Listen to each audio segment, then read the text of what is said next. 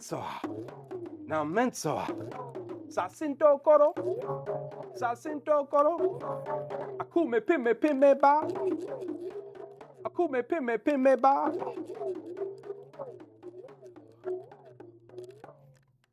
So it's talking about tradition and how it comes from our grandparents. And our grandparents pass it to our parents. Our parents pass it to us, and it's our responsibility to pass it to the next generation. And so, 𝐷𝐾𝐿, when you kill the plantain, 𝐴𝐵𝐵, the plantain grows back. You don't have to plant it again. Right. You harvest it and it will come back. So when a mighty musician like my mentor dies in West Africa, they say it's like a library has burned down because all of the history and, all of the music and dance is stored and passed through the oral tradition. And so when they die, 𝐷𝐾𝐿, 𝐴𝐵𝐵, the students of that teacher are able to keep the legacy alive and pass the tradition forward. And so, these traditions, even though obviously I'm not from Africa, this music has changed my life, And so I bring students every summer to Africa to study at the school my teacher created over there and to learn some of these traditions. How did you end up in Ghana? Like, how does this happen? It started when I was just 16 years old. Yeah. At 𝐷𝐸𝐵 High School. Yeah. And that's right. You grew up in Oswego. I grew up in Oswego, and I was in all the bands, and the marching band, and the jazz band, and the orchestral band. And You sat in with my band when we were touring in Oswego. That's when I met you. Isn't that It was the something? 90s. That was a long time ago. It was the 90s. It was a long time ago. That's how I met you. And so we have a long history here between us. Isn't that something? And so the nature of the music is healing, Anybody can tell you that. But for me, I didn't really understand what that meant, back then. As a 16-year-old boy who knows everything about everything, Right. Yeah. I came into a situation where I lost my footing with reality. One of my best friends in the world took his own life, and it rocked me to my core. And I stopped going to my classes, and I was hanging out in the band room. I didn't know why, but that's what made me feel good. The music, it was the only thing that was making sense at the time. It was a lifeline, a real something that it kept me going to school. And at one point, my drum instructor said to me, first of all, you got to start going back to class. This is ridiculous. You're smarter than this. What's going on? Yeah. It seems like you're using this music as a therapy. And if that's the case, well, then you got to meet this guy from Africa who's coming to a day of percussion in Syracuse, New York. He plays an instrument that has healing powers. And I was like, whatever, we'll see. Yeah. But I showed up, and the instrument that I saw was this one here, the 𝐵𝐸𝐿.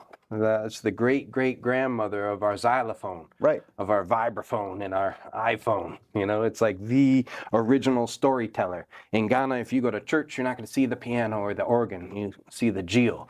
And at all major life ceremonies from birth to death, this is the instrument that is used in the Dagara tradition. And I had never seen anything like it before. And I had never seen anyone like the man playing it before, too. He was just like, wearing these incredible, flashy garments. And he was an African man, but he was albino. And so his skin tone was similar to mine. And it was just like nothing I'd ever seen. And everybody in the auditorium just disappeared. And it was me and this guy and this music. And really? I felt, my 16-year-old heart and breath and everything just slowed down to a point. It was like the first time I'd ever experienced any kind of out-of-body experience. Yeah. And when he finished and he played his final note, my teacher looked at me and said, "Are you okay?" Because I had been crying the whole time. Yeah. And I just said, "I have never been better. Yeah. I don't know what that instrument is, but I'm going to find out." Yeah. And so I, did a little bit of research and found out that he was a really big deal in Ghana. He was a rock star. He was the master drummer of Ghana's National Theater. So when people like Bill Clinton or the Queen of England or Barack Obama, when they would come to Ghana, he would welcome them with the Ghana's National Theater. I was so fortunate to become a student of his and a friend of his. And, because he was albino, he didn't have great vision, so he couldn't drive. And here I am in college. I can help you with that. You need to get to the gig. Yes, sir. He'll put me in, coach. And so he would teach me to play the bell and the supporting parts, and I would assist him in his lectures and his gigs around the area, Fredonia and wider range. And in 2004, I was invited to his home in Ghana. And that would be the first time I got to Africa and met his family in the dance company. So he has a school called the Dagara Music Center. Yeah. And there he employs a bunch of artists and family members, and it's the home of the Sakumu dance troupe. And Sakumu is a word in the Dagara language that means tradition. And so they display all kinds of ancient traditions from their culture and from the other, there's like 60 ethnic groups in Ghana, all with distinct languages and cultures. And he teaches a lot of those there at the school. And Sakumu is the performance ensemble. It's like 30 people. And I said, man, wouldn't it be amazing if we could get Sakumu to America? And he's like, yeah, you know, I've been dreaming about it. One day I would like to make it happen. And so we put all of our, you know, ducks in a row, got all of our supporters together and said, this is what we're trying to do. They said, you're crazy. Yeah. No way. There's no way that's ever going to work. And so we said, oh, we're going to make it work. You know, we'll find a way. You know, the dream doesn't have to be just a little dream. We have to be a little sly about it. You know, we got to find a way. I bought a short school bus on eBay Motors. The sly. You know, okay, and so it begins. You know, we got 15 West African drummers and dancers to America for the first time ever in 2008. 2008, okay. In the back of my little short school bus. You know, and we would tour all over the country. We did 99 shows in 49 days that first year. What? Elementary schools, high schools, colleges, up to Minnesota, down to Texas, all around. We were just slamming busy. Yeah. And everywhere we went, the word spread. And so we, you know. So help me connect the dots here. So Slyboots, explain this to me. So Right? Slyboots is the way that this dream was able to take root. Yeah. You know, you grow where you're planted. You know, I was in Fredonia for a little while, and I had a band called On the Sly. We did a little event called Slyfest. Bernard helped to, you know, develop that thing. And we would have, it was a 3-day music festival with, I remember, you know, world music and dance being kind of the feature. A lot of puppetry and sculpture and, you know, visual arts were also kind of always at the heart of it. And we did that thing for 12 years in a row.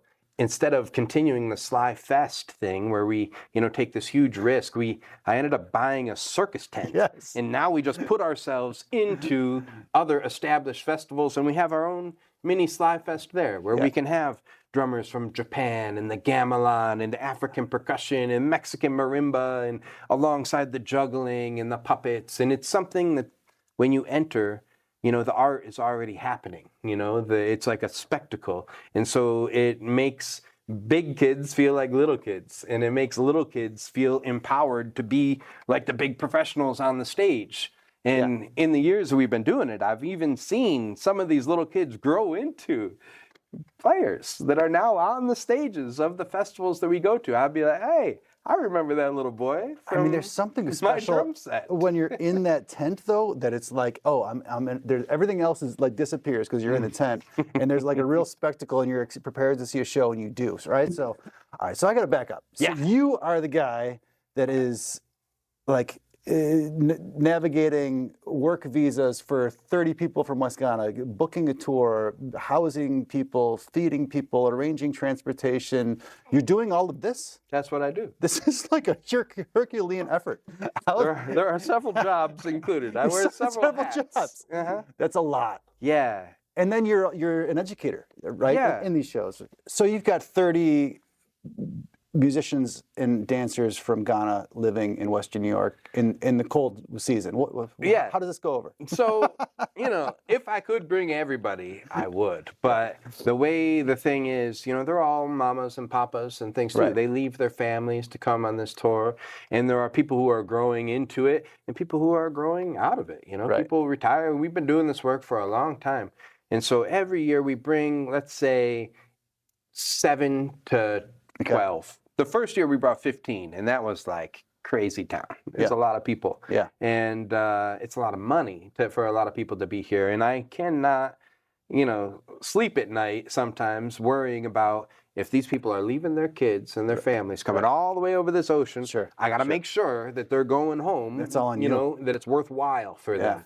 And it's worthwhile for our community and everything, just by having them here. It's enriching to the community. How do you end up in Western New York, and why do you continue to call it Western New York home? Yeah. Why is this a good place for that? Well, as a guy who travels around as much as I do, I have come to really value home, what it is to be home. And 10 years ago, I had my first little boy, and his little sister followed 3 years later. And so now I'm the proud papa of a 10-year-old boy, a 7-year-old girl, and going on tour is a little different these days, And you grow where you're planted, and in Western New York, starting from Fredonia, I began developing relationships and friendships and professional, collaborations that still fuel my work. Well, because of that, I remember life in Western New York before you were on the scene, before Slyboots was a thing, and now like you and everything you've created is like a central part of, as long as you're in the know, right? Like it's changed, and that's what I think. This show where I'm always interviewing people, and I'm like, oh, you've really changed what's possible here, right? And it's Western New York is an easy enough place to do that if you're motivated enough to affect change. And I don't know that exists in bigger cities, right? This would be a difficult thing to do in New York or LA. It has been very welcoming. I have to say, if there's any kind of music that you want to make, there's a community who will support it here in Western New York. Any kind of art you want to make, from all the different, festivals and community events, we try to get into all of them. Well, full disclosure for those of you watching at home, my son comes for after school lessons, and I got to say, it seems to me that it's so much more than a drum lesson, right? He's learning to work with people, he's learning confidence, he's learning to take chances, he's learning to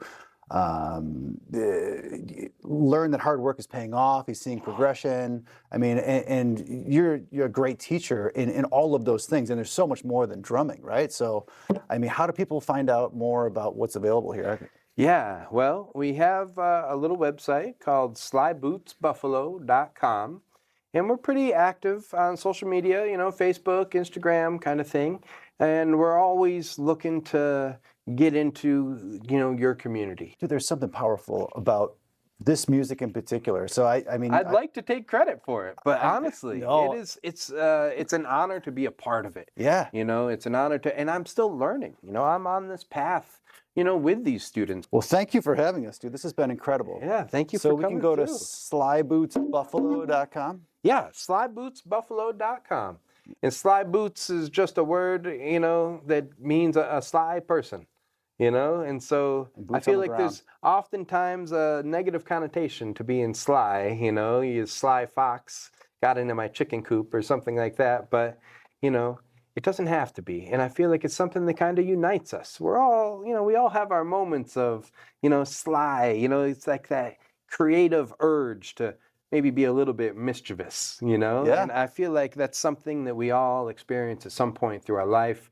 And you don't work the drums, you play them. Yeah. And in a day and age where it's work, it's an act of rebellion and a little mischievous to be, to play, and I want to empower people to play. I want to empower that trickster inside them, to go out and live this life and, have some fun, spread some joy. Should we play? Yeah, we should play. All right. Let's go. All right. Thank you for being here.